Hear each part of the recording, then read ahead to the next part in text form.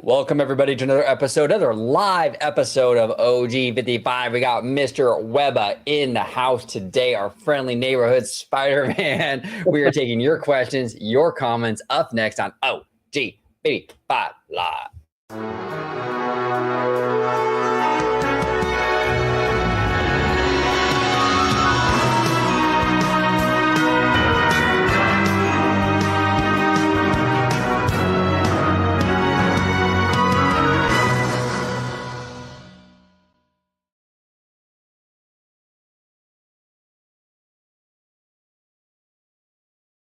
Welcome aboard, everybody, to another episode of OG55 Live. It is OG with Mr. Webba in the house today. Mr. Webba, it is always good to see you, sir.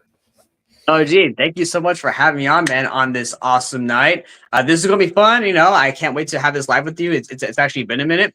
And yeah, I can't wait to see all the comments and questions. And thank you, everybody, for joining today. Yeah, absolutely. Where can everybody find you on social media, Mr. Webba? Yep, you can find Mr. Webba right here, right? Mr. Webba at Webslinger760 on Twitter, Threads, and Instagram. I'm mostly active on Instagram now. But yeah, so you can find me there and here on OG55. There he is, Trey Porter in the house. What's up, bro? What up? What's going on? All right, so here we go. We got Mr. Matthew Murr all the way from the UK with a €10 super chat. Mr. Murr, we do appreciate you. We do appreciate you. Very nice of you, sir. Do you think the overall course of Walt Disney Animation Studios content would have improved from 2020 onwards if Jared Bush had been appointed the CCO sooner instead of Jennifer Lee? I think the CCO position can change the whole dynamic. Yeah, it can. It can. I don't know. I mean, look, I'm not a Jen Lee hater. I think that a lot of her stuff has been really good. I wasn't like super unhappy with the stuff that she did, but Jared's got an excellent track record himself. I don't know about better, Matthew, but it definitely would have been different. I can tell you that much. I think they would have ran very differently. But overall, though, I don't think Jennifer has done a terrible job. Look, I mean, yes, you had, flops like Strange World, but name a studio that hasn't had a flop. You know what I'm saying? I mean, DreamWorks, Illumination, Pixar, every single animation studio, if they've been around for even a little while, has had some sort of flop. So I don't know. I'm not like super hard on her. And she also produced one of the biggest hits for Disney of all time with Frozen, one of their biggest franchises. So, but yeah, I don't know about better, but it would certainly have been different. I think Jared has a different kind of style. But what say you, Mr. Webba? What do you think? Yeah, so here's the thing, right? Is whether it's animation or not, a movie's a movie, right? I think unfortunately, like there was kind of a perfect crappy storm that happened with Disney, which was you had the Disney Plus when that was announced, I was super excited, right? Because I was like, okay, great. No longer do I need like a 12-story collection of Disney movies of animation, right? Right. I can have it right there, like at disposal, like when I want it, right? But then what happened was that you had Disney Plus come out, right. And then even then when they did that, they didn't even launch all of the stuff in the library, right? Even now, there's still stuff on there that's not like all of their library. And then now we had, COVID. Then we had, Bobby Chapek, and then just that's your boy. Yeah. Just kidding. Oh man, but after when you get all that to like a perfect storm, then it's like, okay, we're losing money, we got to put out content really fast on this new streaming service, right? Streaming is becoming a big thing now, and it made for crappy quality products in terms of like the movies that came out, the shows that came out, whether it was like animation or live action, right? Just when you're putting out too much stuff and you're not, honing in and having quality and focusing on quantity, you're going to get bad product. Yeah, no, 100%. And that's actually, one of the things that Bob Iger has addressed. He said we need to focus on, quality over, quantity, right? Because Marvel has had that same problem. Well, for a little while there, right? They were just churning stuff out. Star Wars, to a degree, had that issue. So it's definitely a problem. Maybe is in the house. OG55. Hi, Monster Hunter beat ho. 55. Thank you for joining us, Maybe. We always appreciate Maybe. GOOOO32. Do you think Disney would want to buy Power Rangers back from Hasbro, considering the former doesn't seem to want the IP anymore? I don't know, Googam. I don't know how viable that franchise is right now. Like, I don't know if Disney's like really clamoring to pick that up. Disney has a pretty good or very good IP library already. I think they should sort of chill out on buying stuff right now and sort of just work on what they have. They have enough franchises right now that they need to work on, right? Like Star Wars needs help for sure. You know, Marvel is going to be fine. I do trust Kevin Feige 100%, but they need to fix a little bit over there too, right? So you have those two big properties already that you have to fix. You know, Disney Animation, they have right now with Moana 2, it's a banger. I mean, it's a huge hit, and it will be. But you want to focus on maintaining that quality over there at Disney Animation and Pixar. I think Disney has enough on its plate right now in terms of IP. I don't really think they need to go ahead and buy something else to sort of bring into the fold. That's just my opinion. Plus, I don't really think Power Rangers right now is like super hot where it would really be justified. Just my thoughts, though. What do you think, Mr. Spider-Man? I don't exactly know the full title, but there is a new Mighty Morphin Power Rangers game coming out, which I'm really excited for because it's a older school 2D, like well, kind of 2D, but kind of like the overhead 2D classic beat 'em up game. And I'm really looking forward to that because I love the Super Nintendo Mighty Morphin Power Rangers game. That one was awesome. It was so much fun. And also of course too, like the music too, along with like the Super Nintendo's like type of style of the sound with it. The soundtrack was just great. So maybe the game could potentially put some more life back into the franchise. But for Disney to have Power Rangers, I mean, I don't know. I'm not sure how I feel about Disney having Power Rangers per se. I do think like that, like what you said, OG. You know, Disney, like they have a lot of franchises that they can work with, right? And franchises that they need to fix, like Star Wars. Exactly. There's so much possibilities with that, and like it's crazy. And why Kathleen Kennedy is still there is beyond like reasoning. Like I don't understand that. But yeah, I mean, so you have stuff with the parks, the studio. There's so much you can do, and also all the Fox properties. You know, do stuff with that. They have plenty to work with. Yeah, I think it's unnecessary right now to really get into buying any other IP right now. You know, right. And if they were going to buy something, I would like to see something a little bit more. I don't know. I don't want to say relevant, but something that just kind of like. I just feel Power Rangers right now would be like. Remember when Disney bought Doug back in the day from Nickelodeon? Yeah. Like back in the day, it was kind of a weird buy for them. You know what I'm saying? I kind of feel like Power Rangers is kind of a weird buy for them, you know? It's similar to that, you know? I will say, if we get that, so that Power Rangers game that's coming out, if that's a great game, and then if we can get like a really good movie, because because me and my wife, we watched Transformers 1, which was a like a CGI type of cartoony animated film. Really great, by the way. And I'm not really a big Transformers fan, but that movie was really good. If they can make like a Power Rangers movie like that, where there's like humor, but there's good action in it, you know, a good story, and then, you know, I think that can kind of put some faith back into, not faith, but like it's more love back into the series from the fans. Kind of like how with Sonic, right? Sonic was kind of dead, not dead, but kind of just off the radar. Right. Now we're going to get part 3 coming out, you know, next month, which I'm super hyped for.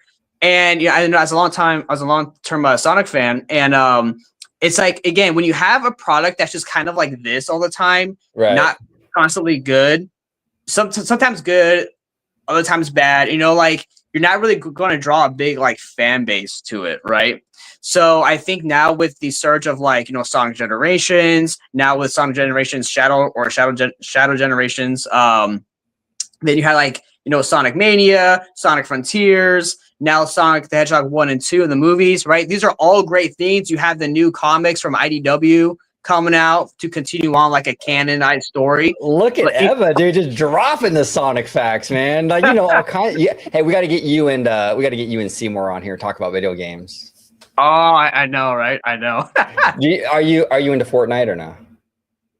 No, I actually know. What's funny though is like, I'm not, but, you know, at work, because, you know, there's something called pop badges, kind of like little fun trading things. Mm-hmm. And the only pop badges my department has is freaking Fortnite. That's the only ones we have. I have like a stack of them like this big. It's just all Fortnite, but yeah. Oh my gosh. That's funny. That's funny. I actually, I haven't played Fortnite, but I'm kind of interested because, you know, you can be like Peter Griffin and stuff and like Mrs. Incredible. Right. Oh man, hey man, she thick, bro. Oh man, she Mrs. Incredible, thicker than almond butter, bro. Like unbelievable, unbelievable. But here we go. Cassandra Chamberlain is in the house. Was Yes. a huge Power Rangers fan back in the day. Mhm. Cassandra, just out of curiosity, were you a '90s baby? A lot of '90s babies were huge Power Rangers fans. So I'm very curious. We got the one and only, the George. Italiano. The Italiano, Mr. Falcione. What's up, my guys? What's up, George? George is actually officially in California. Hi, Monster on the beat, ho. There we go. There we go. And we got Actually, you know what, George? I keep telling him he still needs to watch Penguin on HBO or Max. Yeah. No, I was actually at Thanksgiving. I was actually talking. We were talking about that at the table. We were talking about Penguin, and this girl that was there, she was telling me that like it's like really good. It's like mobster, like a mobster kind of style thing, right? It's very much like it's not a show where it's like, oh, Batman this, Batman this. It's like its very own story centered on Penguin and like what he's doing after the after the events of what happened in the recent Batman movie. So it's really good, man. It's really good. You know, you get nice long episodes, not like with Disney Plus where they give you these shitty fucking 29-minute episodes. Like, what is this? That's not real TV. Like, give us real TV, Disney. Come on. Exactly. Come on, Disney. Mr. Falcione says it's on my list. See, you're funny, George. You're funny. He's making fun of me. He's making fun of me. It's on my list. Yeah, I have a lot of things on my list, but I mean, Inside Out 2 was on my list, but I actually watched that and I loved Inside Out 2. I recently. Okay, OG. Sorry, real quick, cut you off. You're good. That was great. Inside Out 2 was great. It was I liked how they explored more of like the different personality, like different like emotions, right? And how like as the person grows, they're not a one-dimensional human being, right? You can have mixed emotions of sadness and happiness, right? All this different stuff. And I loved how the emotion characters had to learn and understand that, and they had to work together to have a functioning human being. That was great, dude. I was like, because at first, like, how should I put it?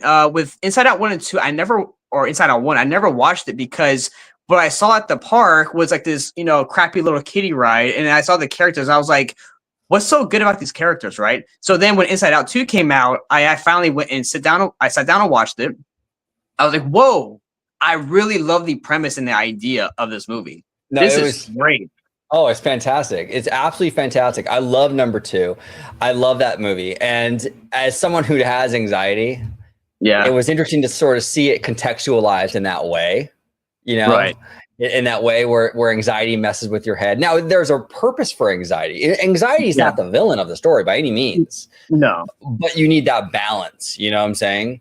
Right. It's good to have anxiety. It's healthy. It's that fight or flight protection sort of, right? But you don't want to take over, and so exactly. I think, and that's what I love about both movies was that each each emotion basically, or at least like anxiety, joy, and sadness, right? Like they all kind of wanted to put their emotion on, like, oh, I always want joy. Like joy wants her to be happy all the time or whatever, right? Anxiety always wants to make sure, okay, we plan everything out like perfectly. But it comes to a point where you go so over your head on stuff where like it's not making your human acts better. It's just making their life worse. So I love how they work that into all of them actually working together to have a functioning human being that has mixed emotions, that can be sad. It's okay to be sad. It's okay to have some anxiety there, here and then, right? Like that's part of the human experience. And that's what I loved about it. It speaks to the human experience. That was fantastic. Well said, Eva. That's exactly it. It speaks to the human experience. Everyone can relate to that. Everyone can relate to having these emotions. You know what I'm saying? Absolutely. And just a beautiful story. I just love the way they handled it. Maybe in the house says we need an OG casual collabo soon. Yeah, we haven't had casual on in a long time. Theme Park Casual, man. Mr. Theme Park Casual. No, we haven't had him on in a long time. Yeah, let's get him on. Let's get Mr. Casual on the show. Mr. Alessio Pasquale. Sounds like another Italian, huh? However, Mr. Pasquale. Are you Italian, Alessio? I'd like to know, just out of curiosity. Now that Moana 2 might hit 1 billion worldwide, after initially being planned as a Disney Plus series, might Tiana's Disney Plus series become the Princess and the Frog 2 for theatrical release Thanksgiving 2029? That's a great question, Alessio. And you know what? Probably. I could definitely see them doing that. They want to get. Look, here's the thing with this, right? If you drop that thing on Disney Plus, you're only getting Disney Plus money. If you turn that thing into a movie, you're getting box office money, right? You're getting box office money, and you're getting the Disney Plus money because eventually it lands on Disney Plus anyway. So you're double dipping. You're getting that bread, getting that head, right, Eva? Exactly, bro. You said it. Getting that bread, getting that head. Yeah. And the other thing too, dude, is that combined with the pandemic, with like the streaming thing and all that stuff, is I think that Disney is learning like now, right? Because stuff always has to go through the pipeline, right? Right. Is that, oh, look, we should be putting movies out in theaters, because also the studios, not just Disney, but other studios too, you're also screwing over like the movie theater companies as well, because you're not putting anything in the theaters, or if you do, you're only putting the movie in there for like 3 weeks and then putting it straight on streaming. Exactly. No, Alessio, I think there's a good chance of this happening. I think it worked for Moana. I could see it working for Princess and the Frog. Now, here's the thing: realistic expectations. I mean, Tiana's isn't going to do like Moana numbers. Definitely not. But I can see it doing pretty good. I think this franchise is a lot more popular now than it was when the original film was released. I think there's a lot more hype and energy behind it. So I can definitely see it doing okay. Although I have a question. Yeah. Will it be as popular though of a sequel, given the fact that we don't have our Shadow Man? Oh, Dr. Facilier. You got to come up with it. You got to come up with a new baddie. You know what I'm saying? Because remember too, isn't the ride supposed to be the sequel to the movie? Yeah, it takes place after the movie. Yeah. Right. Yeah. So then they would have to tie it. Well, from what I understand, this series does that. It ties into the aftermath, and it ties into the aftermath, and then it also with the attraction. So, yeah, right. I mean, we'll see what happens, But it wouldn't surprise me though if they go that route. They're trying to. They're recalibrating the streaming stuff. You know what I'm saying? Yeah, so, for sure. Yeah, absolutely. And George is here, with his little Italiano. George is in California right now, enjoying that Cali weather. Right.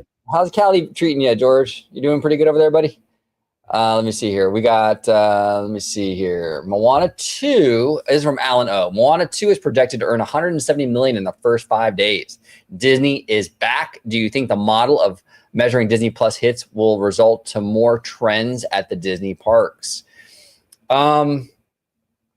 Yeah, I mean, anytime, if I understand your question, do I think that these big hits will translate to the parks? Yeah, every single time. Disney has been built on that. I mean, that's what Disney as a company pioneered the art of like the synergy wheel. You know what I'm saying? So yeah, I mean, if it's big on Disney Plus, or it's it's gonna be basically exploited into everything else. You know what I'm saying? So I wouldn't be surprised if Moana gets like a full-blown attraction at maybe Magic Kingdom, like in Adventureland in Florida. Maybe we'll get one out here in Cali, you know what I'm saying? But yeah, absolutely. I think that I think whatever's a hit, whether it's Disney Plus or elsewhere, like box office, I mean, it's going to translate to the parks. They're going to push those in the parks, 100%. But what say you? Well, actually, real quick, Webba, that's why I say every single time on this channel that Disney is a studio first. It's a studio first, because that studio creates the hits that the theme parks and everything else kind of feeds off of, right? So if you don't have a hit maker studio, what do you have to put into your parks? That studio needs to constantly churn out hits, so the current generation has something to look forward to and they want to go to your parks. You know what I'm saying? I mean, I understand that some of the park stuff is nostalgic, right. Like Pirates and Haunted Mansion, but you still need current stuff to sort of fill in those gaps and bring people in.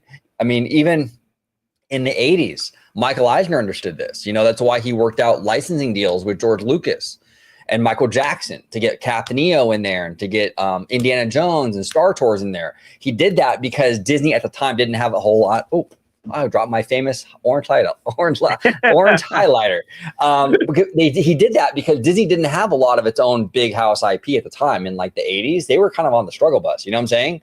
So he understood that, and it helped Disney a whole lot, bringing Star Wars into Disneyland and what have you. So yeah, it will definitely see more of that synergy. But what say you, Mr. Webba? Well, going off that real quick, you know, as a kid, that's how my whole Disney fanatic thing started. Well, actually, you know, okay, so actually, my mom just sent me a picture like when I was like 4 or 5, and I'm in my room smiling, and I have like my Mickey Mouse blanket and like, you know, a pillow, and then I'm wearing like the classic Mickey Mouse ears, right?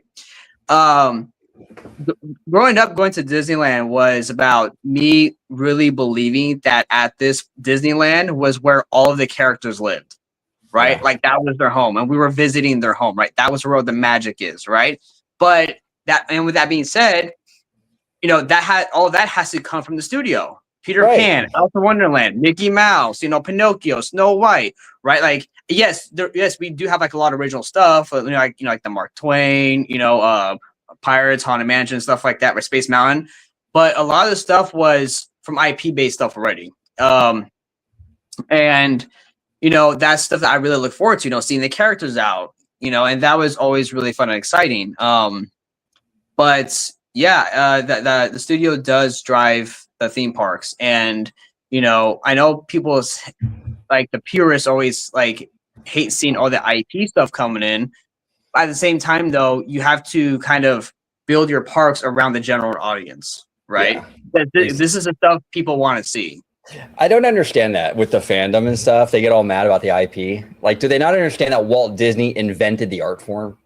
Like, this is a man, when he built Disneyland, he named the castle Sleeping Beauty's Castle to promote the film that was coming out 4 years later.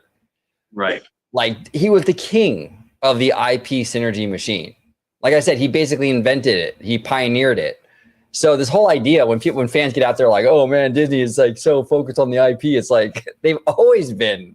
This is their thing. This is like, you know what I'm saying? It's crazy. It's absolutely crazy. But Alessio here confirms it. I'm glad you are with me and believe it could be possible. And yes, OG55, I'm Italian American. There we go, Alessio. We actually met Alessio at D23. Alessio, it was really awesome meeting you. I've known Alessio for years, long time. Really good guy. I appreciate you, Alessio. Thank you for joining us, sir. J. Brad. I saw an interesting piece about how Michael Eisner was able to get the ball rolling as CEO with what he calls singles and doubles, high concept films on small budgets with unknown slumping actors. High concept films on small budgets. That's interesting. So like Mighty Ducks, would that be one of those singles and doubles, J-Brad? Something like that, like Mighty Ducks or like Angels in the Outfield, stuff like that?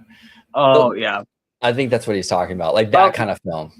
Was it correct me if I'm wrong, but weren't the Air Bud series, was that Disney? I think it was. I think it was that same era, if I'm not mistaken. Yeah. I love those movies. Air Bud, dude. Those are such great movies. I'm telling you, man, those are fun Disney movies. Like I like that like 90s era kind of film. Like I wish they would kind of like back off of the live action stuff and kind of do more like fun stuff like that again. Right, because here's the thing, like those movies are still live action, they're still like live real people, but they're not. But the things like that, they're not remakes or whatever of like already done animation movies that they already did. Right. You know what I mean? Now, another set of movies I liked, you know, animation, was which is actually by Disney, and I actually didn't realize it until I was talking to George about it. Which was the Brave Little Toaster franchise. You know what's funny about that movie, bro? This is crazy. Oh no. I've said this many times. When I was younger, I wanted to be an animator, like a hand-drawn animator. Yeah. And so I actually interned at Hyperion Studios in Glendale, which actually made that series. Oh wow. Yeah. So I was like, dude, you don't even know how many Now, I wasn't there for the original movie. I was there for the Brave Little Toaster Goes to School and the Brave Little Toaster Goes to Mars. Oh yeah. I was there for both of those. You wouldn't even, dude. I was like the Xerox king, bro. Like they just had me Xeroxing shit all day long. I mean, I was an intern. You know what I'm saying? Yeah, That's what you do. And then they also did Life with Louie. It was a Saturday morning cartoon on Fox. Oh wow. Okay. Yeah, and then I did some voice stuff for that one because they needed because I was like only like 16 years old, like interning at this place. I was a kid, you know what I'm saying? Yeah. So they needed some like young kid voices for like some like school bus scene or something. So they had me do it. So my voice is on there. I don't know what episode it is, but my voice is on there. But yeah, man, Hyperion Studios. That's Hyperion. awesome, dude. Yeah. So And then after that, I went to Nickelodeon. Nickelodeon was crazy though. Like that place was great. That place was fun. And then there we did Angry Beavers. And George, I know George is gonna make a joke about Angry Beavers. There's a sex joke in there somewhere, I'm sure. And Cat Dog. Cat Dog. And their Christmas party, dude, was out of control good. Oh man, they had the best Christmas party, man. It was awesome, absolutely awesome. Well, here's the thing. At that Christmas party, did you encounter a lot of angry beavers that night? No, all the beavers in house were very friendly. Very friendly beavers. Absolutely. Oh man. Suave CLT says the new Haunted Mansion queue is amazing. It was done due to the overflow queue being a problem. Pirates has the same issue. How can Disney fix the Pirates queue? They should definitely address the pirate queue overflow. It gets all in the walkway. It's a messy situation. I love what they did with Haunted Mansion. And oh my gosh, there were so many haters with that. Remember that leading up to that Haunted Mansion change? Like, oh, this is a disaster. This is gonna be so bad. It's beautiful. It looks great. Logistically, it gets people more organized. And even Tiana's actually addressed a lot of the logistical problems that Splash Mountain had. So yeah, I wouldn't mind them digging in and kind of fixing that Pirates queue. It's a mess when you go around. Like right there by the rivers of America. Yeah. Just all those people for pirates. It just looks well then okay, so real quick. So about the queue, right? And then about what you can do to fix the pirates queue. My kind of inner Disney nerd is like asking, okay, obviously because they went to fix the queue, right? And kind of update it and whatever. Right. Obviously Disney knew at one point there was a problem, right? The constant overflowing of guests. So my question is like, my inner nerd is like, okay, at what point did Disney set the budget to then start construction and when they realized there was a problem, right? Okay, we see that there's so many people in this causing the traffic flow jams and whatever. At what point do we make a budget for it and then set a date for construction, right? So that's what I'm thinking is like, is Disney looking at Pirates possibly right now and thinking how and when they can get a budget and how they can create a better queue system for it. Because right now, like you said, right, you get Pirates, it zigzags in the front, and then it goes all the way to like Haunted Mansion, then all the way back, and then it goes up, and then it goes over the freaking bridge like 2 times, and then comes all the way back down into the the queue thing there. But Eva, don't worry about it. You're with OG, man. You get that special access, bro. Oh, dude, absolutely. It's just like you have to right in front of the line. There you go. you get that flexibility, bro. You know what I'm saying? That flexibility. That special access flexibility, dude. You don't have to worry about no line. No line, man. No line, dude. No line. Cassandra Chamberlain here says thoughts on Drake taking legal action over Kendrick Lamar's diss track. Oh my gosh, I have so many thoughts. If Maybe is still in the chat, I'm really curious too what Maybe thinks, because this is one thing that her and I actually disagree on. Like, I'm a Kendrick guy, she's more of a Drake girl. But my thoughts on it, I think Drake did more damage to himself than the. Like, I think the diss track did him some damage, but I think he could survive from that, right? Like I was saying, we had Tones on like a month or so ago talking about this. These rappers go through these diss tracks. Like Nas and Jay-Z went through this, right? Where I think Nas destroyed Jay-Z with Ether. And I'm a huge Jay-Z fan, and I love Nas too. But both of those gentlemen went on to have a great career afterwards. It didn't really hurt them either way. Tupac and Biggie, another example. Like, both of these giants in hip hop were just fine with their record sales and what have you, despite the fact that they were going back and forth. The problem with this Drake Kendrick thing he like Drake is kind of confirming the not like us kind of allegation, like he's not like us when he does this. This is a very Karen kind of move, in my opinion, and he kind of sucks all of the street cred out of the situation. If Drake, what I would have done if I was Drake, I would have just gotten to the studio and I would have come up with a great diss track that would have rivaled Not Like Us and really try to get him back with the art form. You know what I'm saying? To go in there and to sue and to make these allegations that Universal Music was like inflating Kendrick's numbers, you just look butthurt. You look like a sore loser. You lose all credibility in the hip hop community. I think it was a bad move. I think honestly, I think his career would have been just fine, despite the fact that Kendrick won that battle, you know? But with this legal action, I think he did more damage to his career and his reputation than Kendrick even. Like, I think he should have just fought back with another song. Like, I don't know. I think it's a real risky move. I don't see anyone. I don't see anyone really supporting this. But I mean, Ebba, I know you're not like huge into hip hop, but have you heard of this situation or? Well, here's the thing. I do like, hip hop or rap, but like I like the early late 80s, 90s, early 2000s stuff. I don't follow anything that's happening like now. So I have no idea what the hell is going on with like okay. Well, basically like anybody. So basically Kendrick in a nutshell, right? Kendrick and Drake were going at it, right? Yeah. Kendrick, well, and J. Cole was smart. He just backed out of it. He apologized right out the gate. And I think he did the right move. But anyway, long story short, Kendrick and Drake were going at it, right? Kendrick won the rap battle. I think everyone kind of agreed. Even the Drake fans were like, yeah, he won.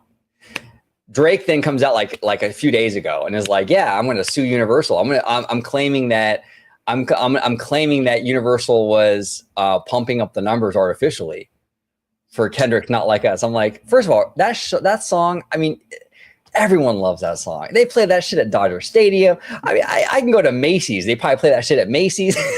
Right. It's everywhere. They were not inflating the numbers. Okay. So he's suing them for that. And then I think he also was suing for defamation, if I'm not mistaken as well, because, Kendrick has some pretty strong allegations in some of those diss tracks with the whole A minor, that stuff, right?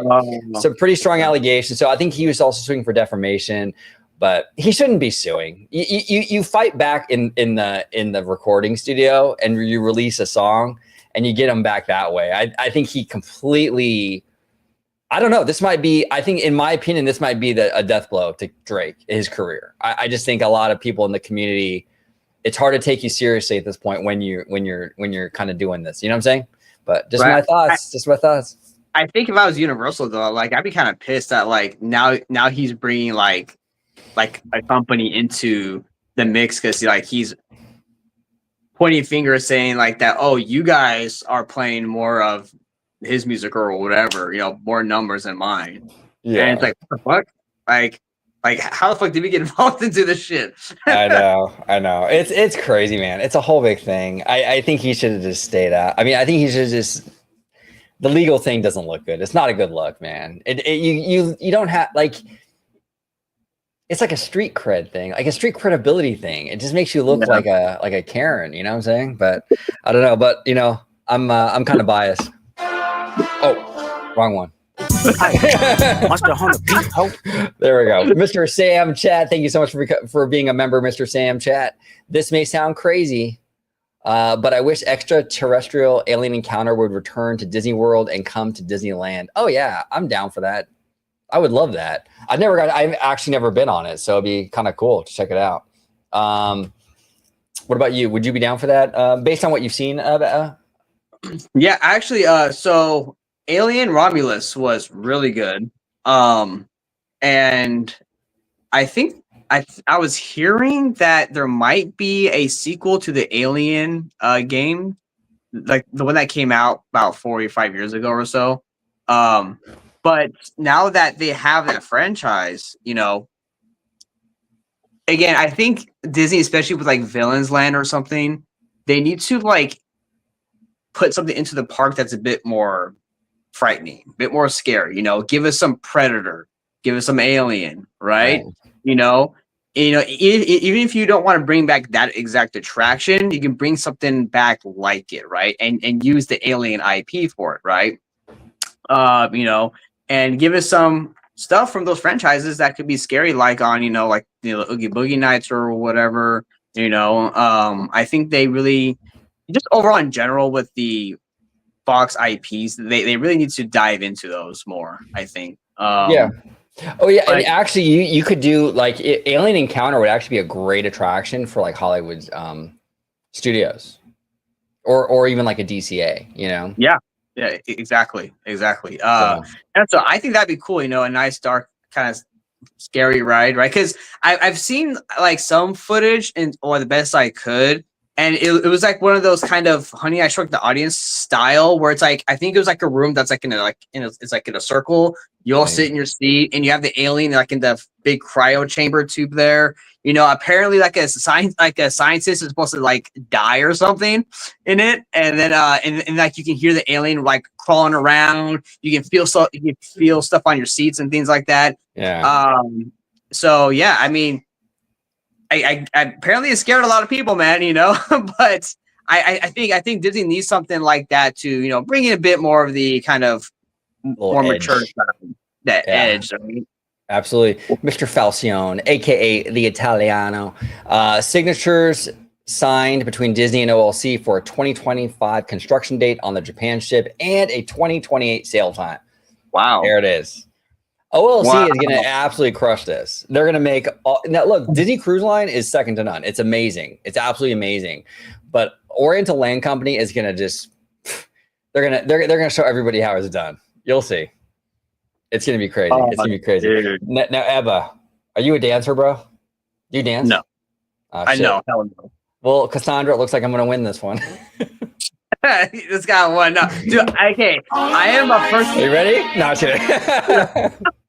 You do not want to see me dance. Like, I would be like Tobey Maguire in like the third Spider-Man movie, where he's like, like outside. Oh my god, dude! So you really are Spider-Man, right? Dude, what's funny? Like, literally at my last job, one of the girls told me that I looked like Tobey Maguire, and I wasn't sure how to take that. I was like, do I take that as a compliment, or are you dissing me right now, right? Because I'm like, are you saying that I look like a dorky nerd? Which I am a dorky nerd, but are you saying that I look like am I ugly? Am I not? I don't know. But hey, I'm Spider-Man, so fuck it. Did you know this girl? She was my coworker at work. Oh, so you guys, okay. I thought this was like some random girl came up to you. Because if some random girl came up to you and just started talking to you about that, I'm like, oh, Ebba, she might be hitting on you, Oh, no. But, yeah, no, I think it's a compliment. I don't think that's an insult at all. Mr. Falcione here says, Ebba dancing would make Stevie Wonder flinch. Is that true? Bro, that's facts, dude. Dude, but seriously, my dancing is so bad, freaking Stevie Wonder could see it, bro. It's that bad. Oh, man. And we got Alan OG calling Drake a Karen is hilarious. I mean, that's what it comes off as, It's a little Karen. It's a little hip hop Karen, in my opinion. You should give like the Karen hair, right? Yeah, like just like the blonde, like Right. Yeah.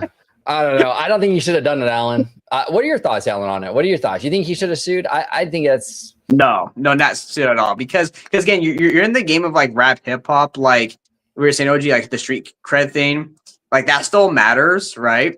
Yeah. And him going to sue is like going to like tell on mommy and daddy, like whatever. It doesn't come off good, right? It just doesn't. I don't know. It feels weird. Jay Brad here says, Webba, if you want to know a good tip how to dance, just bob your knees while doing the reload animations from your favorite shooting games. There you go. Here you go. No, I'm probably gonna get copyrighted for this, but here we go, Webba. The stage is yours, bro. Right. Just follow. Oh, there you go, man. Hey, There you go. hey. There you go. You're not bad, dude. You got this. But somebody gotta do it. Got my foot up on the gas. Dude, that was funny because when he said that, I was just imagining like playing a video game and just like how like your character has like that kind of like like the motion when they're just standing, moving. You know? Oh, dude, that's funny. And the Italiano here said, "J-Bread, that's my exact game plan in the bedroom." There it is. There it is, Mr. Italiano in the bedroom. You know. Wait, George. You're going to be on your knees, bro, or what? Oh, George, you got some explaining to do, bro. You got some explaining to do. Why are you on your knees, man? why are you on your knees, George? Why are you on your knees? This is not a good sign. This is not a good sign. George probably like, fuck this guy, dude. Yeah, exactly. Poor George. He's like, oh man, I'm not. Here we go.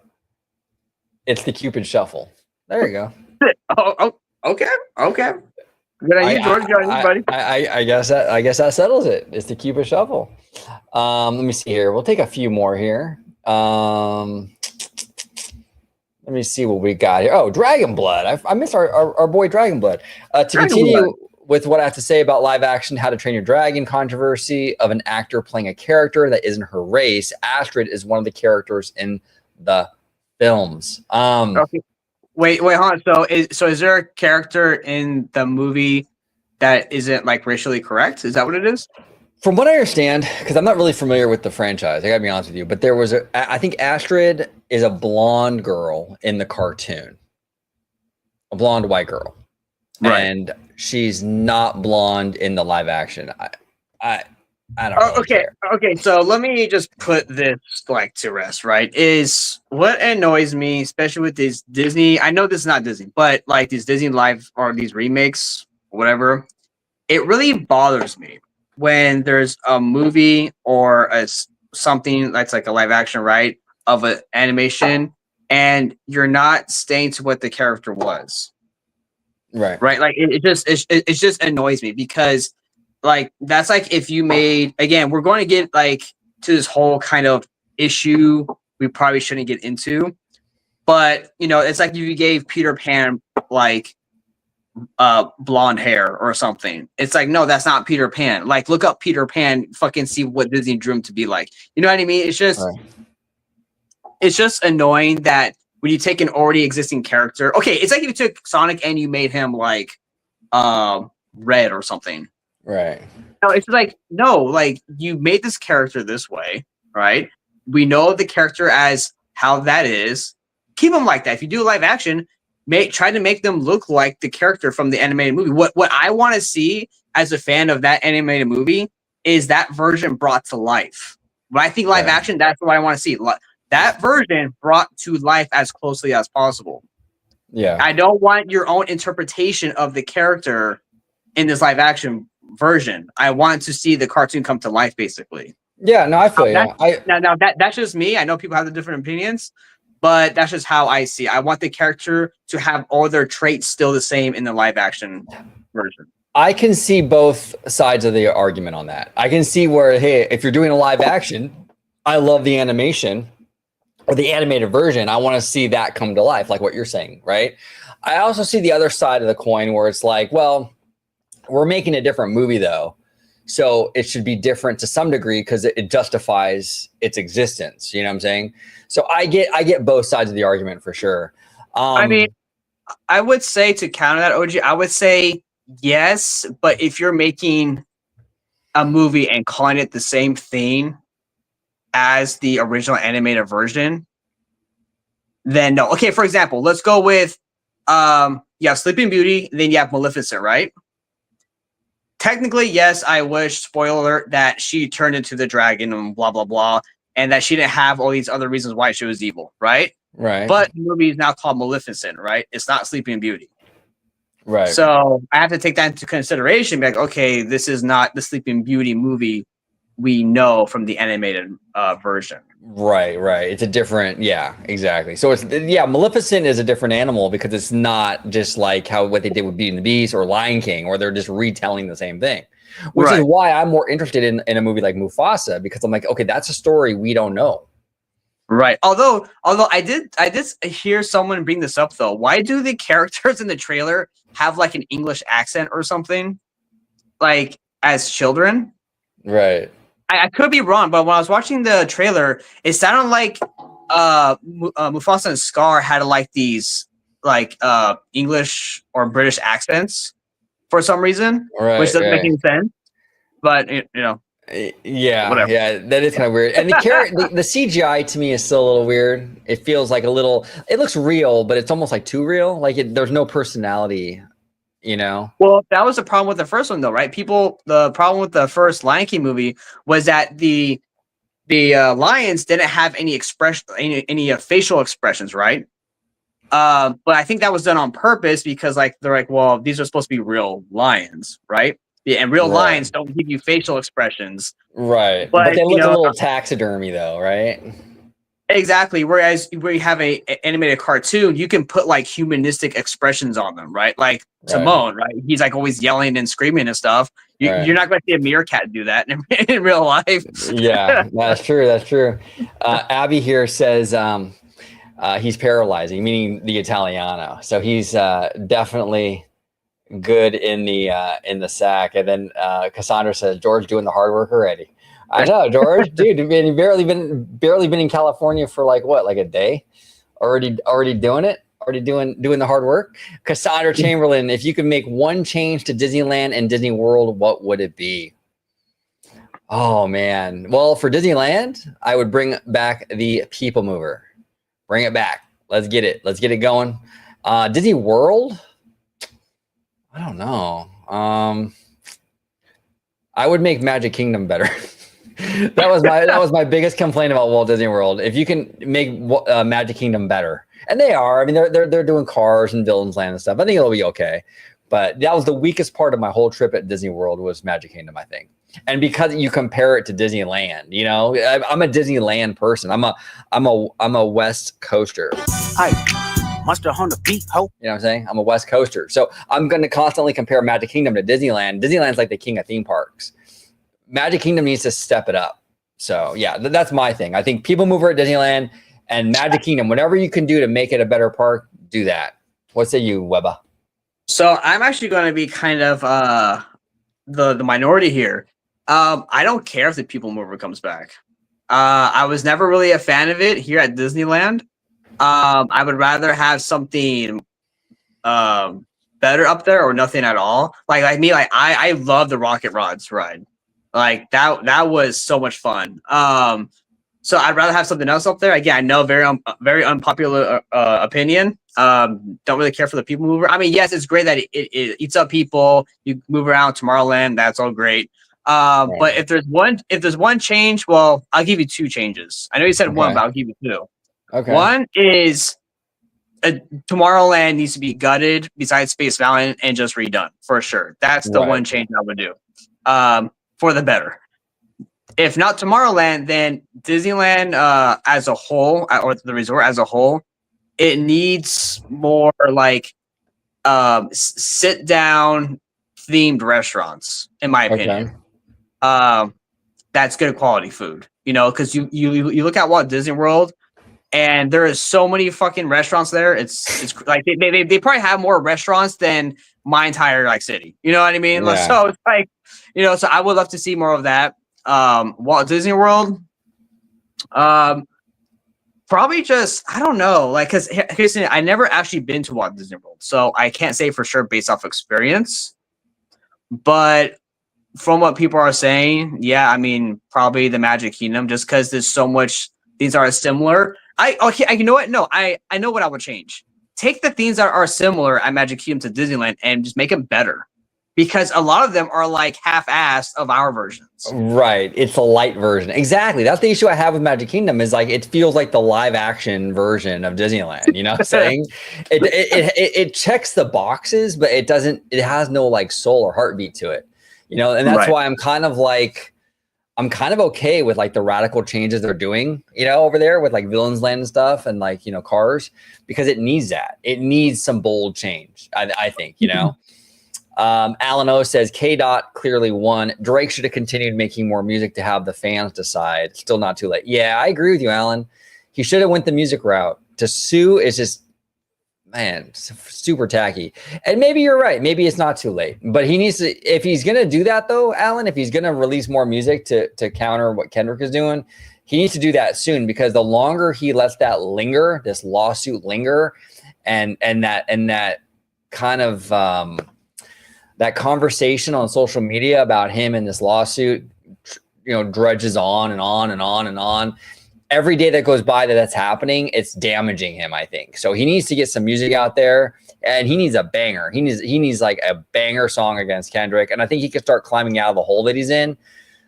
But yeah, I don't think that's gonna happen. I don't think so either. That's the thing. I think right now he's in jeopardy. I think he's in jeopardy for sure. I think that this lawsuit thing knocked him back like 10 steps. Well, yeah, because whenever people do lawsuits, right, like, it's like, because a lawsuit takes a long time to go through, right? So at this point, he's just probably put his lawsuit down, and he's like, okay, we're just going to go through this like court battle, pretty much. And what if he loses? Then what? How bad is he going to look? Then it's like double bad, because then you sued, which you already lost all your street cred, right? Basically, yeah. And then now you sue, and then you lose in court. I mean, this could potentially kill his career. That's what I'm saying. I think he would have been fine before. I think if he wouldn't have sued, his career would have been fine. Mm-hmm. I think this move is not a good move for him, and especially in hip hop, when it's like, you're supposed to handle it in the booth. You know what I'm saying? And like, yeah, and all these other rappers, like I said, like Nas and Jay-Z, like all these rappers, they've had similar beefs or rap battles, and they've all come out of it just fine. I mean, Drake probably would have come out of it just fine, Yeah, of course. Yeah. Now, Cassandra here says Kendrick will handle this during Super Bowl halftime. He'll handle it. Kendrick is diabolical. He will definitely handle it. Now, did you hear about that though, too, Cassandra? Where Lil Wayne was upset because Kendrick was asked to do the Super Bowl, right, this year. Or next year, technically. And Lil Wayne's from New Orleans, and he's been wanting to do the Super Bowl, and the Super Bowl is in New Orleans. Oh, so dude. So Lil Wayne was pissed off. He's like, well, they're asking Kendrick, but like I'm from New Orleans and the whole thing. So Kendrick got pissed off. Like, you can't even congratulate me. It seems like sour grapes, right? Oh man. Lil Wayne, I really like Wayne. I'm a huge Lil Wayne fan. Actually, if you haven't heard his mixtape, No Ceilings, it's like, it's so good. It's a chef's kiss. There's a song on there called Shoes. Check it out. Shoes. Lil Wayne Shoes. It's on this No Ceilings like mixtape. It's so good. But anyway, I really hope Lil Wayne doesn't get involved with this. Do not go after Kendrick, Lil Wayne. He will absolutely destroy you. Lil Wayne is really good. He does a lot of really clever, kind of weird, out there lyrics. Yeah. But with a rap battle, I can't see Lil Wayne doing that. This is not his thing. And if he gets in the ring with Kendrick will absolutely destroy him. And I don't want to see Wayne go down like that. I like Wayne a lot. I like Lil Wayne a lot. You know what I'm saying? So we'll see what happens. But all right. I don't know. Man, Cassandra's a hip hop person. That's pretty cool. Pretty cool. Sam Chat, that would be embarrassing yet funny if Drake sued. It's so funny to me. Everyone, I didn't know how many hip hop fans we had in our community. It's pretty awesome. You know what I'm saying? There we go. Well, Sam Chat, yeah, that absolutely. Again, it will probably destroy his career because he's suing, and then if he loses, he's going to look like a complete fool. That's what I'm. Yeah. Oh, well, because the accusation he's making against Universal about like artificially inflating Kendrick's numbers, but it's like, and then with that, dude, with that, if that happens and then he loses, or even if he wins, I don't think Universal will ever want to work with his music again. Yeah, I know. Well, yeah, then you run the risk of completely burning a bridge with Universal. Starship, I don't think people outside of dedicated fans on the internet care about Kendrick versus Drake thing. I still have no idea what's going on. Yeah, I mean, in the hip hop community, though, I do think that there's a lot to be said about that, about like just coming off like you don't really have any credibility. I think it could hurt him. I do with fans. Oh, good, yeah, absolutely. Yeah, I think it could definitely hurt him with fans. I think he's got to be careful. It was not a good move in my opinion. And I 1000% will admit I have a Kendrick bias. I like Kendrick's music more than Drake's, But I don't want to see Drake go away, though. I don't want his career to go down the toilet. You know what I'm saying? Because a lot of people love Drake, you know? Yeah. A lot of people love him. And actually, there are some songs of Drake's that I do like. And actually, thanks to maybe, because she actually gave me a few songs a few months ago, and I listened to them, and they're pretty good. I like them. I mean, he's not bad. So I don't want to see him go away. I think he has more to offer hip hop. It's just, if I'm going to be honest, like, I just think this was not the move. Cassandra here says Disney, sex, and hip hop talk. Yeah, exactly. That's our live shows, pretty much. That's exactly our live shows, pretty much. Sam Chad here says, I would add more kinetic energy to Galaxy's Edge, bring back the Bantha attraction, and build a Jedi and Sith temple attraction. Oh, that's dope. A Sith temple would be amazing. And bring back People Mover and rocket jets to Tomorrowland. Yeah. Okay, yes. Okay, dude. Okay, so, oh my God, dude, I can talk about this Galaxy's Edge all day, dude. Like, we already said it before, right? They really messed it up with Galaxy's Edge. They really did. One, I will always harp on this all the time, is the music. Yes, I know they brought back music for, like, the fireworks. Fantastic. They're slowly putting out new characters from, like, the TV shows. Fantastic. But here's a problem, right? Here's a big problem. You have this ride called Star Tours in Tomorrowland. Another problem you have is that you built a whole land on Batuu, right, from the Star Wars universe, but where's all the main Star Wars shit? Because you set yourself in a fucking timeline, and then when you have May the 4th be with you and all that stuff, the Force Month, or what's it called? Force Month. I like that. That's even better, bro. Force Month. Like the Force is going through like its period or something. Oh, that's what it's called. It's called Season of the Force, right? There we go. So you have that, and then then you have all like the characters and stuff like that, right? But then they don't have that in the Star Wars land that you built for Star Wars. So what the fuck? Right. So it's like, dude, come on. It's like, where's all the activity? Where's all the Jedi stuff? Where's all the Sith stuff? Where's all the clone troopers, right? Where's all that cool shit for a land for Star Wars? But yet you're gatekeeping all the stuff people want for a different paid event for your Star Wars night shit. So, like, dude, come on. It's just, it's annoying, dude. Because I feel like because of that, we will never get a fully, truly Star Wars experience in a land because of what they're doing for all that other crap over there. And it's just annoying, dude. Yeah, no, you're right, Webba. You're right, because of the upcharge after hours Star Wars night stuff. There is very little incentive to like put that in the free zone, basically, right? Yeah. So you get the Ewoks when you pay for the upcharge event, but you're not going to get the Ewoks for free. Which sucks, right? Because come on, let's get some. Right, you got Ewoks, you got like Princess Leia, Han Solo, Luke Skywalker, you got what, Captain Phasma, right? It's like all these characters, but when they tie themselves to the stupid timeline, when they were all gun ho about the fucking sequel trilogy, then it's like, okay, now you're stuck with that.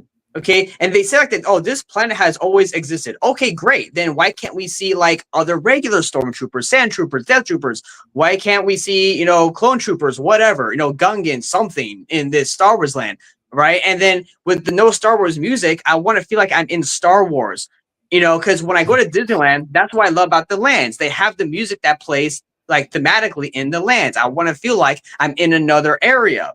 Right. When I go to Galaxy's Edge, I want to feel like I'm in Star Wars, OG, not just like still real life place. Exactly. Hold on, I got to drop for Webba because he is like, Cassandra, and maybe he's popping off. I'm the biggest hater. I hate the way that you talk. The way is that you, Webba? Are you popping off like sneak this? If I catch. It's hilarious, man. It's hilarious. No, but no, you're right though. You're not wrong. You are not wrong on that. They need to bring more kinetic energy in there. They need to do more. Like the music stuff is like one of my biggest gripes.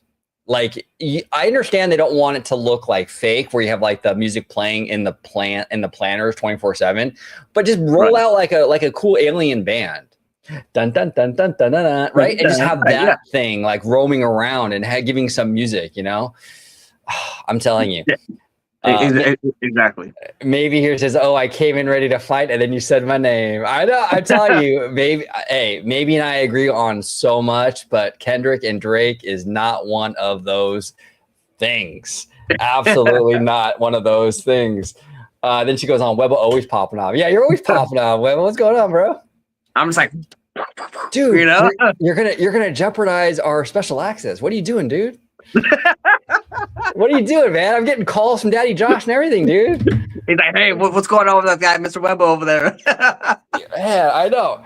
Hey, Josh, I'm handling it. Don't worry, I'm handling it. Okay, so yes, fix Galaxy's Edge, please. And this is where I want to go to Avengers Campus, right? Oh, now you're gonna gangbang on Avengers Campus? Oh, maybe.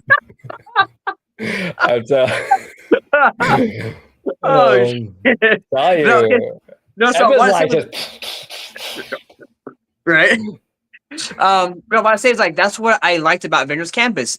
Is it the best land? No, but they bring out all the characters from the MCU, right? When they have like special series like Moon Knight or like What If Zombies, right? Like they bring that out.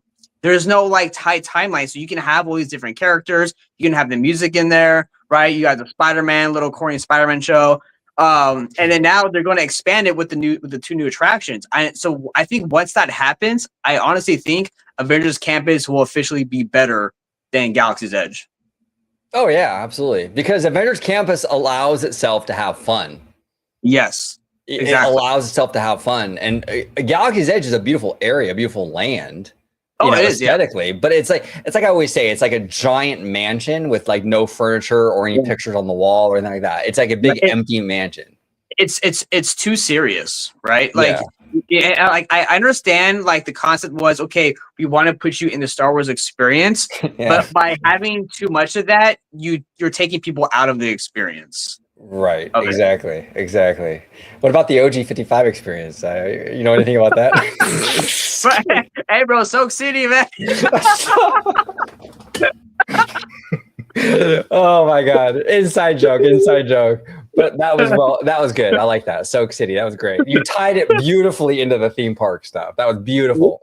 Chef's kiss. Sam Chat says Josh D'Amaro can't fix Galaxy's Edge because he uses that money for his hair product. Yeah, I think he does. But you know what? I'm not going to talk shit about that because I use hair product myself. This guy right here. Yeah, I use hair product myself. But you'd be surprised at how natural my hair kind of does that. It doesn't take much for me to like, if I put it up, right? The what? It doesn't take much for your hair just to stand up. Yeah, no, not at all. Absolutely not. I got thick, luxurious hair. Hold on. I got Soak City is crazy. It is. Maybe he went there for sure. Splash Zone. I think everybody at home knows what we're talking about at this point. I think you will get the idea. Soak City, that was fantastic, Webba. That beautiful, man. Absolutely beautiful. Thank you. You are natural, sir. You are absolute natural. I got to get a Soak City drop or something. Oh, dude, that'd be good. Yeah, absolutely. I got to get a Soak City drop. It's Florentine. What were they thinking? Trying to accumulate the Potter success or accumulate the Potter success with Star Wars, but not giving what the legacy is. Such a waste of space. And Disney World could have had cars in Hollywood Studios. Yeah, I mean, yeah, they could have put that in Hollywood Studios. I mean, it is. I say that is kind of a weird IP for Magic Kingdom, but we'll see how they tie it in. I'm gonna have an open mind about it. We'll see. But yeah. Well, with Star Wars and Harry Potter, I think the Wizarding World, even here at Universal, in California, even though it's smaller, I think it's better than Galaxy's Edge. Like I have more fun with that area. Right. I mean, yes, Rise of the Resistance is amazing attraction. But the Smuggler's Run thing, it's okay. I just single rider it like 5 times in a row because I can wait in line in like 5 seconds and be on the ride. But other than that, I just go there for rides and then I dip. One, because all the merch there is way too expensive. Two, yeah, it's just like, yeah, it's on Batu, but I want to experience a Star Wars planet that we have seen and known. I want to go to like a known planet, right? Like here's the if you're going to build like a kind of, I know this is more like Batu's more like in the kind of like rural kind of area where it's like trees and forestry and rocks. But I would love to see a planet-based like land off of like Naboo or something, right? You have the old cool old old Nabooian architectural artwork and stuff like that, right? The statues, all the green grass, right? The huge like freaking tanks and stuff from like the droid army, bro. That'd be so sick. That'd be awesome. That'd be very, very cool. Absolutely, absolutely. J. Brad, Lightning McQueen's stunt show. I've never seen it. I've heard it was pretty good though, but I've never seen it. Ka-chow. Ka-chow. Ka-chow. Webba, don't want to quote love your own Star Wars story, end quote. No. Oh no, I think he means live. I think he means live your own Star Wars story. No, and again, what the fucking Star Cruiser do is like, okay, you have this hotel that's going to cost you your arm, your leg, and your dick, right? To go for like 2 nights, and then what? You want to relax in the hotel, but then you're up role playing the entire time. Like, dude, no. Like, oh my god. Webba's over here popping off again. It's your moment. This is it. As big as you're gonna get, so enjoy it. But dude, look, it failed. It failed, and then Disney still does not want to admit that they did something wrong. They charged too much for the experience they were offering, and the lightsaber theme looked ridiculous. I'm sorry, like the tech there, it's not there yet. It looks stupid. Yeah, you know. Absolutely. Cassandra says Webba on that Galaxy's Edge again. I'm sorry, guys, but it's just like for the company like Disney and what we know they can do, it just infuriates me to my core how bad they messed it up, right? And also not only that, but on their D23, how much hype they were giving everybody. Oh, it's gonna have this, it's gonna have that. Amazing. It opens up. Okay. Right. Not even open yet. Oh, but here's Smuggler's Run, where you get to experience the same theme like 20 times. Yeah, right. Exactly. Starship here. Can you scroll back to my Disneyland 70th question? Starship, anything for you. I love you, brother. Hold on one sec. Let me scroll up. Give me a second. Here we go. Here we go. And yeah, maybe that drop is awesome. It's your moment. This is it. As big as you're gonna get, so enjoy it. There you go. There you go. All right, Starship. I'm wondering when we're going to see Disneyland 70th stuff. We're very close to it at this point, and we basically know next to nothing besides the logo, Paint the Night, and the Walt animatronic. Yeah, I'm thinking probably after the first of the year. That's my guess. If they're going to do the celebration, it's probably going to premiere like May or probably May, April, May-ish. So they have to announce it pretty soon. I'm thinking after the first of the year. That's my guess. I'm thinking if we'll finally get an announcement of a new dragon for Fantasmic. I hope so. I hope so. I really hope so. Let's get Murphy back, Let's get Murphy back.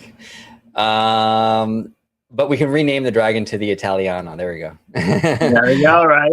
Big Italiano. Mr. Falcione here says, I honestly have no interest in Galaxy's Edge except for Rise. I think most people are like that, George. I think most people feel that way. Like, I don't know. The Falcon's pretty fun though. I do have fun on the Falcon. If you go with like a group of friends, it's really dope. But yeah, I see what you're saying, George. 100%. 100%. And he continues with the last verse to It's a Small World. So what George is referring to, we were at D23, we heard it, and I think Disney has recently made it public like the other day. But Richard Sherman, before he passed away, he actually wrote another verse to Small World. So George was saying it'd be kind of a cool idea if they add Richard Sherman's extra verse to the attraction for the 70th anniversary. That would be cool because now it's like that song's complete now. Yeah. That's exactly. Yeah, dude, that would be really cool. And here's the thing, I wouldn't be surprised if they did though. Yeah. Because I feel Disney always likes to do those little touchy, heartfelt moments like that, where they'll add something in, something as special as that last verse. Yeah, absolutely. And Jay Brad said, I swear I heard OG say Galaxy's Eggs. That's pretty funny. Yeah, maybe I did. Maybe I did. I don't know. That's a pretty good joke though, J-Bad. That kind of cracks me up. No, I was kidding. I'm just kidding. I'm just kidding. Starship, I'm not so sure we're going to get a new fireworks show. I'd like an updated Remember Dreams Come True that adds to the ride since the show opened. That'd be kind of cool, actually, to get like an updated version of Remember Dreams Come True. I wouldn't mind that. Dude, that'd be cool. I actually really love that fireworks show, Dreams Come True. Oh man. Oh, dude, the pirate scene where it was like the cannonballs and stuff. Fire up, well, you know. And then the Star Tour scene with the lasers down Main Street. Oh yeah. Well, awesome. what was cool? What was cool is like that they I think in that they combined it. What was that ride that was where Buzz Lightyear is now? What was it? It was because it had like Space Mountain, Star Tours, but then where there Buzz was Lightyear is now. Yeah, that was the cue for the rocket rods. No. Before that, wait, like back like Circle in the Vision. Circle Vision. No, sorry. Maybe that wasn't the area. Maybe I'm thinking of something else. But it was a Omni Mover ride. Was that was that at Soak City? OG55 experience, everybody. No, I'm just messing with you. No, but it wasn't that spot then. You know? No. It was like I forgot what it's called, but it was like you were shrunken down, kind of. It was like journey. The audience. Adventures Through Inner Space. Yes, Adventures Through Inner Space. That's where Star Tours is now. Is that where it was? Yeah, it was where Star Tours is now. Yep. Okay, I thought it was where Buzz Lightyear was. But in that fireworks show though, it plays like I think a Adventures Through Inner Space like a line from the attraction, and then there's like Space Mountain mixed into it, and then like you know, right. The Star Tours thing, and then that's when it plays. And also, I love too where Thunder Mountain it has like that, and you got like the bullets hanging off the castle. Wait, I didn't hear that. How'd that go again, Emma? I didn't get that. Like that, right? It's awesome. You know, it's just, I love it. I love it. It was great, dude. And then, dude, Indiana Jones. Right? Dude, it's one of the best fireworks shows. One of the best. I still think I like Wondrous Journeys just a little bit more because that Winnie the Pooh scene at the end is just like, oh my god, that is so beautiful. I love that. But man, it's close. It's really, really close. And we got Florentine, Mr. Falcione in the chat. OG's pimping with Drake and hair gel. That's so funny. Yeah, we got a lot of Drake conversation today.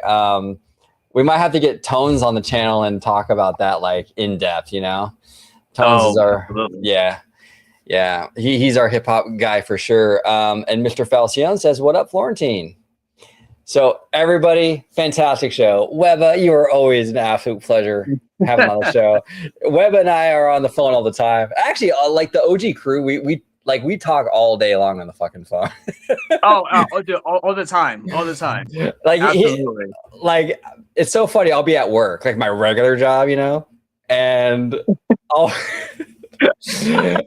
be like on the phone with Webba, like on the phone with Webba, and I'll get like a work call. I'm like, oh fuck, man, these work calls keep interrupting our personal call, Webba. You know what I'm saying?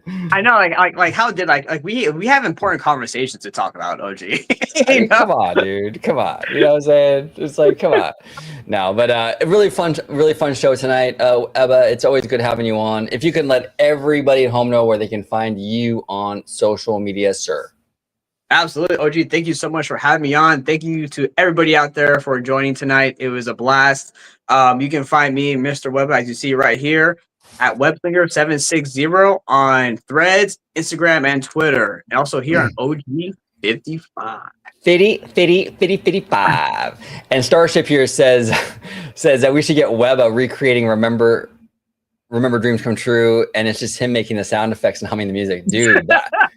That would be such a good members only video, Webba. Oh shit! Are you down? Are you down? Oh man, bro.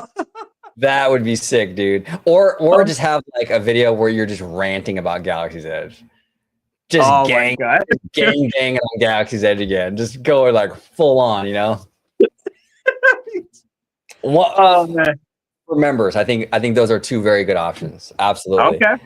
Yeah. Absolutely. We have Sam Chat. We have Starship, Alan O, Cassandra, George. Maybe it's Florentine J. Brad. Let me see who else do we got today. Matthew Murr, but he's all the way in the UK, so he probably went to bed or he's waking up. I'm not really sure. The time zones. CSRS. Who else do we got? Matterhorn Mania. I want to thank everybody. Oh, Dragon Blood. What up? What up? What up? Oh, and Theme Park Casual. Man, we got a lot of people today. Thank you so much for joining us, everybody. We do appreciate it. Yeah. So thank you for joining us. We're going to be doing a lot more content. I got a video coming out on Sunday it'll be myself and Lucas Kim. It's a members only video. So if you want to become a member, you can check that out on Sunday. It's going to be all about South Korea. Mr. Kim is South Korean, and we're going to talk about South Korean culture, pulp culture, music, food, all that good stuff with Lucas. So that'd be kind of a really fun show. Monday, we got Mr. Seymour Duck. Speaking of gangsters, Mr. Seymour Duck is in the house. We're talking all about Comcast selling or spinning off their TV division, what that might mean for the industry, and even Warner Brothers and what have you. Got a lot of great stuff. We actually have George and Abigail coming on a live show in the next week or so together. That'll be fun. So a lot of good stuff on the horizon for sure. But thank you all so much for watching this episode of OG55. We're going to go ahead and let the queen take it over from here. Take it away. Thank you for watching OG55. If you aren't already, consider becoming a member today.